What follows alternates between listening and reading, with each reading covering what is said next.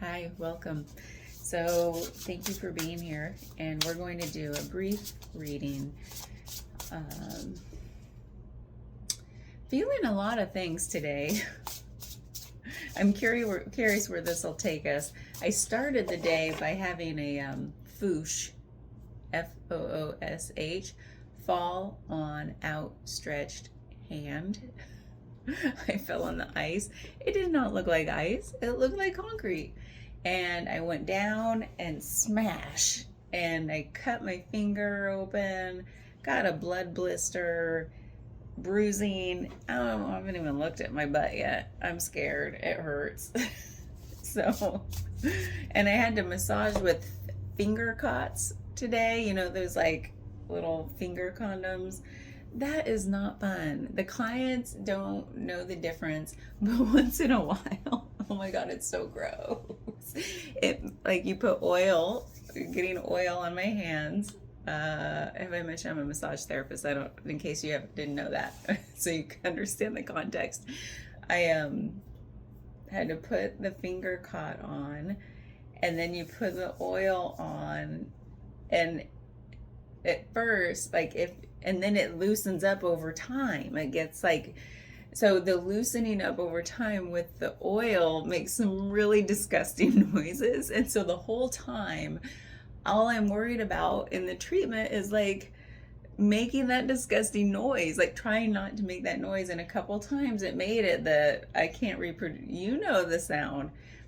It's not latex, but latex like plus oil plus friction. Yeah, not a good sound. So that's been my day. I'm glad it's almost over. So, but aside from that, it's a lot of feelings. I feel like we're in a time of transition these couple weeks. I don't know. I know it's the holidays, so it could be some of that. Like we're ramping up toward the holiday, the Christmas holiday, and then into next year. And it's like, have we, I think we're postponing, like thinking about next year until we just got to get through the holiday. And do we even need to think about next year? No, not really. It's going to happen no matter what. But I feel like there's a desire. I feel it, I hear it in things unsaid of, wanting to be intentional in the coming year in whatever way that looks like for you, but not in a way that's like, I have amazing, like New Year's resolution style. It's not that. It feels like intention versus following a fad or doing things we should be doing. So we'll see what comes up today, but I'm starting to feel that. I don't know why. Okay, so we have the Ace of Pentacles. I've been getting this a lot lately, I think, in different cards. Ace of Pentacles crossed by the Three of Swords. It feels like a fresh start, but there's something that's like weighing on our heart that's kind of holding us back, or at least keeping us from being full speed ahead. Maybe that's the energy I was just talking about, where it's like there's this, we're in a holding pattern, but we know there's a fresh start coming. What are we being asked to, like, what's weighing on our heart? What are we being asked to look at? So what I want to do is, let's pull a few cards. We have the King of Cups, the Moon, I love that card. It's so dark and mysterious. And the Knight of Cups. I'm gonna get one more. We have the Chariot. Hold on. Yeah, I had to pick up the card I just threw across the room and turn down the heater because I'm having a hot flash. And I have it set to 77. I don't know why. I don't know how that happened. And I'm like, why is it so hot in here? I had it up that high earlier when I was in a treatment, and I'm just like dying through the whole treatment going, why am I so hot? And then I look, oh yeah, it's been a day. And then the overall energy is the sun. I love in the same reading we got the moon and the sun. The sun in the overall feels like there's an optimistic outlook. Yeah, there's just there's a flare of optimism and positivity about this reading. So just know that's what's here. Even though we have the Three of Swords saying, hey, what's been weighing on our heart? Where's the tension between that? And we know there's a new start. Something fresh is here also in our field for the coming year, perhaps. So then we have the four cards we pulled. The King of Cups. I'm just going to say like a quick clip here. First impressions. We've been staying afloat. It feels like this year we've been staying afloat. We haven't really been intentional. We haven't really thought too far ahead. It feels like we've been going along business as usual, just staying afloat. We've got like, this has the imagery of dishes stacked up precariously. It kind of feels like that. We're just like doing the same old stuff without forethought of like, what am I building here? Where are we going? What do I truly desire? What do I want to create in my field? I say field because it's like it feels pretty deep. It's not just like, what do I want to accumulate or what goals, like New Year's resolution type goals. It doesn't feel like that, but like my field of being, the way I'm moving through the world. What do I want my life to look like? What do I want? It might mean like a big transformation. It might mean a little transformation. It might mean no transformation other than like more intentionality, so that I'm not stacking my dishes precariously. I'm actually like, these dishes go here and these go here, and minimalist, bare minimum, just the essentials. But each essential piece has a purpose and is a felt like yes, like big yeses in our lives. Hard to describe that. Those were silly examples because it's not about materialism. But I think you get the picture. Intentionality. But right now, up to now, it's felt like just staying afloat. Then we have the moon, say, like the first impressions here is like, oh, there's something coming. There is something to be illuminated with the moon. It usually means digging deep, going into like subconscious territory to say, what has been my subconscious drivers in life up to now? What do I want to really harness in the way of my deepest strengths, my deepest uniqueness, that will create the life that I want, not out of like logic and like, yeah, that looks nice what that person did. I'll have some of that. No. Then we have the Knight of Cups, which is it's like the fresh start from the heart. So it's that whatever is weighing on the heart. And I say that because the Three of Swords usually has heart imagery. Like there's like heartbreak, but that could mean grief. It could mean loss. And what I like to think of with this particular reading is like, there's an old you, there's some aspect of you that you want to shed, that you want to let go of. The moon, and it has to do with like, okay, up to now I'm just keeping up appearances because I, for some reason, haven't had it hasn't been the right time to do this excavation from the depths to say, who am I and what do I want? Life is short. And now I want to infuse everything with intention. So this Knight of Cups is it's like the, what do you call it? Not the antidote, but the healing for this, the part that wants shed. So this is a first step in the direction of shedding what's been weighing on us. Meaning, you have that feeling like, I feel like it's universal, but who knows?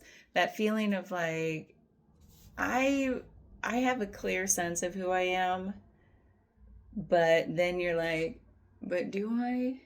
Because there's something that's like wanting to make itself known. And this feels like a step in that direction with the Knight of Cups, because Knights are action, cups are water, flow. It water. The cups are intention. Like we're infusing um, what we want to do next with who we really are, and those two can like come to fruition, right? So the next step here is the Chariot, which is amazing that we go from let's stay afloat, like that's what we've been doing so far, just keeping up the appearances, going through the day, going through the motions, not really with intention. Not that things are bad, it's just there's something like lackluster, disenchantment, that sort of thing with life. And then you have the moon saying, oh, there's something there that you're ready to bring to the surface, something that's deeply and uniquely you. And that means transformation. And then the Knight of Cups is the first step into that world of like, I am now intentional and pouring myself into where I'm going. And it's by taking those steps that we start to see our new world emerge, and we can feel ourselves in that world. Like we're like, yes, that is me. Because we're not doing it out of logic. So a lot of times that means instead of think first, plan of action, then act, it's like act first, see the reflection of like, does that resonate? Does it not? Do I need to pivot? It's like act first and then see yourself in the new landscape. Then the Chariot is saying, okay, now we're off and running. You're taking the reins. You are in the driver's seat. See? I love this card. You're kind of like with the Chariot, I feel like there's such a deep sense of balance with the Chariot, as in like you are firmly rooted in the driver's seat and you're feeling very balanced. You're not feeling very extremey or hot cold about things. And I wonder if that's because of now you have that intentionality. Is that the right word? Behind what you're doing and where you're going. Now the overall energy being the sun, like we said, this is the optimistic, like the sun is like, sometimes I like to say, and it definitely fits with this reading, this is where we see the fullest expression of ourselves emerging, right? Like I'm all in on myself, like, not in the extremist way, but like the fullest expression of what makes you uniquely you. That is the sun. So this is all about your authenticity. And I'm curious now with that story arc, like what are the nuanced like flavors of this reading, of this journey? Is this about, I'm curious what it's really about. Because it could be about anything. Right now, that seems like a big, broad statement to say, yeah, there's a new start around the corner. I feel it coming. There's something that's been weighing on me. Like, that's like, I'm holding back from that new start. There's something that's keeping me held back. And it's the thing that wants to be excavated and seen in the light so that you can start to become intentional going forward and be fully in the driver's seat, manifesting, that word, your life as you want. But what is that thing that maybe that's the question. What flavor is that thing? Because with tarot, we may not get the exact thing because it's going to be different for each of us, right? But what is, there's something, what is it? We have the Queen of Wands, the Two of Swords, and the Ace of Swords. So there's There's so much here. There's so much here.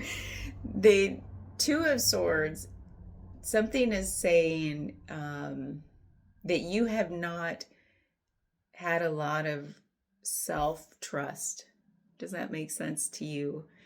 Like, trust in your own voice, trust in your own clarity of mind, trust in your own ingenuity, trust in your own creativity, trust. There's just so much that you have that you've second guessed. And I wonder if that's why the phrase like just staying afloat came to me with the King of Cups in this reading, is because it's like, I'm going to just keep doing things as I've always done them, or as people expect me to do them, because I'm telling myself up to now, I don't have the time. Even if I did know that I needed to, I don't have the time to look inward. And if you're really honest with yourself, you might say, well, I don't really know how. I don't know what I'm doing. Like, there's no guidebook to this sometimes. Maybe if you Google or use ChatGPT enough. Sorry, I have to check the time. Ooh, I got to get going. But it feels like maybe that's why there hasn't been a trust in the self, in yourself, to really emerge as this like fullest version of yourself. Because it's like, well, first of all, who even is that? But we can't even answer that question or feel into it or see it emerge until we address the parts that are holding us back. And that's what that card is, holding us back from that fresh start. So it feels like the part that's holding us back is that lack of trust in self. And it might just stem from lack of inquiry, lack of getting to know oneself, right? Because the Ace of Swords here is like, this is knowledge. It is, and it's divine knowledge. So it feels like there's something deeply special about this kind of knowledge, and saying, this is what we've had a blindfold onto. We don't know ourselves deeply. But something in the Two of Swords, there's always that. But trust your intuition is here in the Two of Swords. So that's why that idea of like, the only way to get to know ourselves is to spend time with ourselves, right? It's like with anybody. I don't know them yet. Well, you got to spend time with them. So why would that be any different for ourselves? How do you spend time with yourself? Do you need isolation, or do you come to know yourself in the company of others? But it has to be the right group of others with the right social context, right? It's probably not going to watch a movie. It's probably, not going to some rave. I don't know, maybe it is. So that's for you to decide. But what's really here on the other side of this, the Queen of Wands, she has a deep trust in herself. And I love that there's the sun reflection here. The sunflower is the other pointer to that optimism. So what is it about, here's what it is. So what is it about yourself that you know to be true, that you really love about yourself? I know we've talked about this before, but it's coming up here, not just what you love about yourself, but what you really value about yourself. What's the thing in you that you can trust, like to be true no matter what's going on in your life. Like, is it your sense of humor? Is it your compassion? Is it just the way you take care of others? Is it your ability to care for yourself?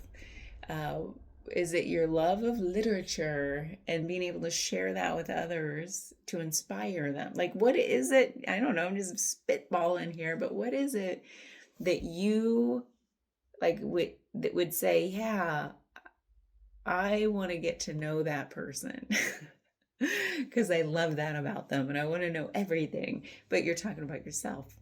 So what is that?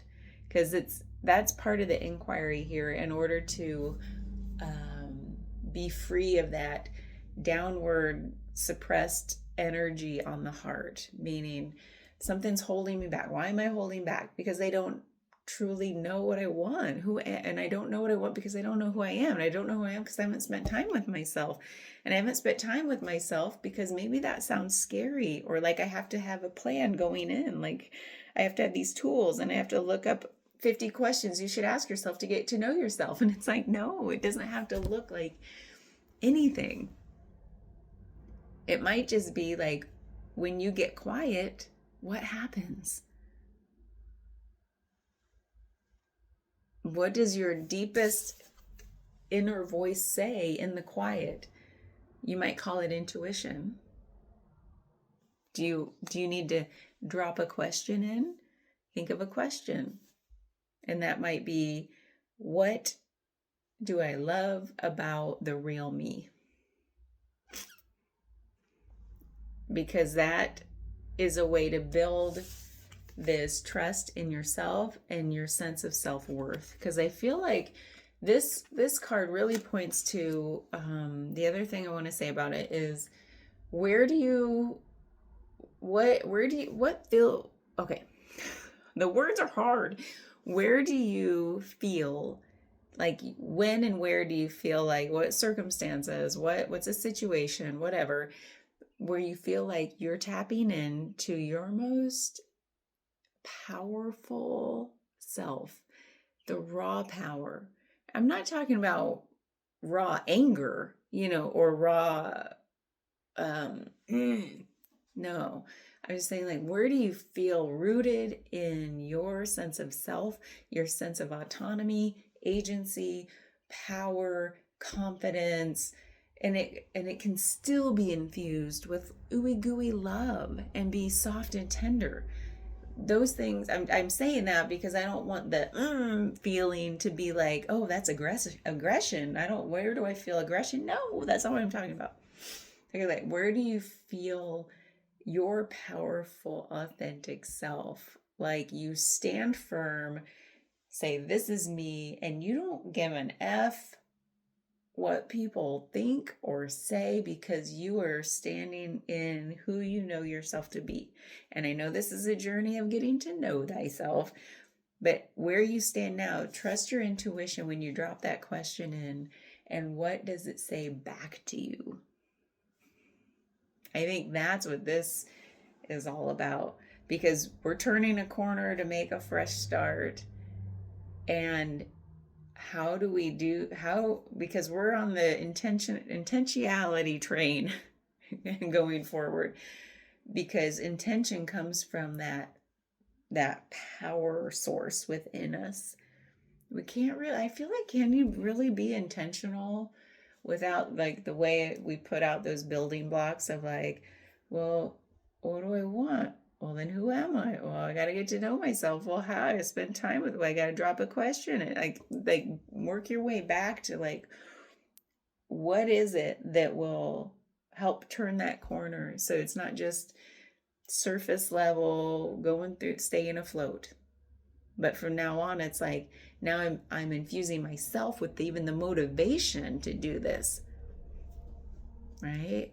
Like, because I've done the old way for so long. Like, it's that I'm disenchanted with it.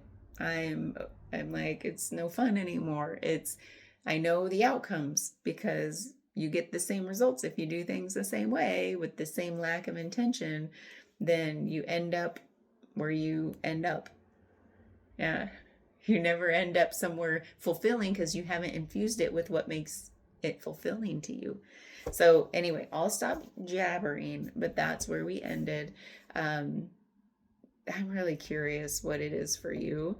This one, for me, man, I feel like, what do you love about yourself? That when you go through the future path of everything you do being a reflection of the best parts of you, what does your life end up looking like? Does it mean you have a lot of, like, beautiful friendships that aren't based on expectation, but they're based on, like, damn, I want to spend time with that person, like, mutually, Like, does it, I must be projecting, because that sounds good to me, because I've done a lot of isolating in the last several years of going into menopause, and like that could be turning a corner. Is this reading for the menopausal women in the audience of like, I've been doing everything for everybody else, and now it's like, what do I want? And we've never asked ourselves, like, what do I want? There's a new podcast out. I think about this stuff all the time. And then when the podcast showed up, and I was just like, this, they're talking my language. It's like, I've been feeling this for us women in this phase of life where it's like our hormones are changing, our neurons are changing, everything is changing and being pruned, shed, whatever metaphor, to take us into a new phase of life where we become the wisdom keepers and sharers. And it's like, but society still says, no, you gotta have no wrinkles, you gotta have no gray hair, you still gotta be a young beautiful piece of meat. You know, so it's like, oh, is that my client? I better go. So it's like, that could be here too. It's all, so what is this for you? For me, it's a little bit of that. It's a little bit of a few other things, but I'm really curious. So reach out if you want to go deeper with this, or just share what it is for you. And then reach out if you want to do a one-on-one reading. So thank you very much. Bye.